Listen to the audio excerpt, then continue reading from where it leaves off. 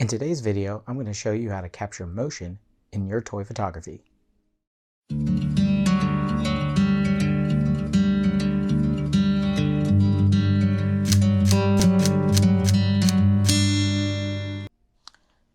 Today we're going to be using long shutter speeds to capture motion in our toy photography. It's a relatively simple technique. It does take some practice and some trial and error to master it. But today I'm going to show you how you can initially set it up, and then you can evolve it later on in your toy photography. So today I just have a single figure, and I decided to go with a black background because I just wanted a nice simple background. And to the left here we have an RGB panel with a softbox, which that's going to act as our light to light the streaks in our photo. I decided to use a black bounce card, so that way it bounces off the black card into the photo without lighting the background, because I don't want it to light the background. Our main light, we're going to be using a cube light with a snoot, and that's going to be highlighting the figure itself. This is going to be the main light. I'm not going to use any other lights other than the one right there. And then also you're going to need something that you can use to move your figure back and forth. I decided to go with just the plastic figure stands. They work great, as well as they have a rounded flat bottom that you can use to slide your figure back and forth. Now to set up the shot itself, I decided to use some tape as markers. So it's going to show that's going to be my starting point for the photo. And I'm just going to slide the figure down to the end point, and then this is when the picture will be finished being taken. Now, it gets kind of tricky on the camera settings. We're going to be using manual focus. And the reason why we're going to be using manual focus is because we need to lock the focus point right here. So that way, when you're done moving your figure, the figure will be in focus at the end of the photo. If you stuck with autofocus, it would stay blurry. But there's a trick to this. If you're uncomfortable using autofocus or manual focus, is you can first set your camera to autofocus, and then what you can do is you can establish the focus on your figure, your finished composition, and then what you can do real quick is just switch it back to manual focus, and there you go. Now you locked the focus point right there.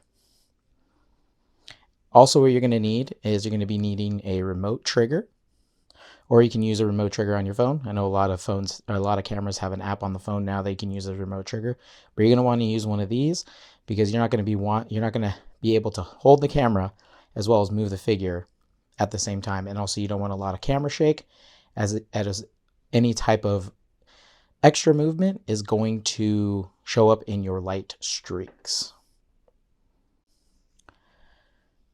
Okay, for the settings of this one, now this is going to be kind of different for everybody. I decided to go with 6 seconds, and like I said, with this type of technique, it's just going to be a lot of trial and error, but a good starting point would be 1 second, and after you took a couple photos here and there, if you're wanting to get more of a movement, or if you don't see your figure at all in the photo, that happened to me a couple of times, you can go ahead and then up the shutter speed, 2 seconds or 3 seconds.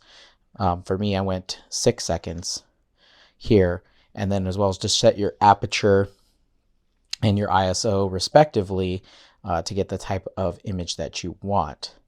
I always like using 100 for my ISO just because I like a clean image, and I went with f20 here for my aperture. It's going to kind of maintain sharpness there, and since the background is black, I don't really need to worry about, seeing all the way through the image. I don't have to worry about having a blurry background or anything like that. So what we're going to do is I'm going to turn off this studio light right here, and we're going to go ahead and take this photo. Okay, here's the setup with all the lights on. As you can see, I have my RGB panel over there set up as my streak lighting. I have my Bo-Katan figure set up at the end point with the pieces of tape as well as the tape that's presenting the path. I have my cube light here as my main light, highlighting the figure itself. And I went ahead in my camera already and I established the focus and locked focus using that trick I was saying earlier, where you switch your camera to autofocus, then you focus in, and then you switch your camera back to manual, and then that way you've locked focus on that part of the image. So then we're going to go ahead and take this photo. And the trick is with this photo is you're going to start it at the end. And then what you're going to do is you're going to slide your figure to the end point where you want the photo to be taken.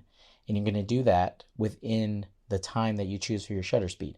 So if you have 3 seconds, you want your figure to be at the end point right before 3 seconds, and then it will take the photo and it'll capture that movement. In this case, we have 6 seconds, so I'm going to have to use all 6 seconds and get my figure to this end point, and then I should have the full image at the end of the 6 seconds. So we're going to go ahead and push it back. And a tip here is, as you're doing this, you're going to want to have a fluid motion. You're not going to want to be shaking it, or you don't want the figure to be bouncing around or anything like that, because that's going to show up in your streaks. If you want some nice clean streaks, you're going to have a smooth motion. So here we go. We're going to go ahead and take this photo. Make sure your hand is not in the shot. And now we're just going to slide this figure, and the photo should be taken. Here we go.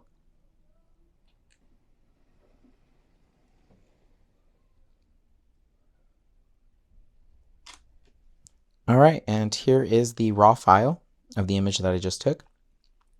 As you can see, this is a great technique to show motion in your figures. I got some nice motion streaks here with my settings that I used. I didn't get them as straight as I would have wanted, just because the figure was shaking a little bit as I was traveling. But you can just go back and just have a more calm motion, and you can get those nice perfect straight lines. But I'm going to go ahead, I'm going to edit this photo in Lightroom and Photoshop. I might add a sky here just to create more of a story in the photo. I know, you could just use a black background if you like too. But I think since she has a jetpack and she's flying, I think she needs to be in the sky. I think that makes the photo really cool. And then I'm going to go ahead and I'm going to post it at the end of the video with my final settings. And there we go, guys. And that's how you can use slow shutter speeds to show motion in your toy photos. If you guys found this video helpful and you guys liked it, go ahead and hit that like button. Also subscribe, as I post new videos every Sunday. Go ahead and hit that bell so that way you don't miss when I upload a new video. Also, if you wanted to see any of the gear that I used in this video, such as the panel or the cube lights, even my camera and the lens, go ahead and click the Gear Vault link that I have in the description down there. You can also find my full portfolio as well as my Instagram. And there you go, guys. Go ahead and keep taking photos. And thanks for watching and supporting, and I'll see you guys in the next one.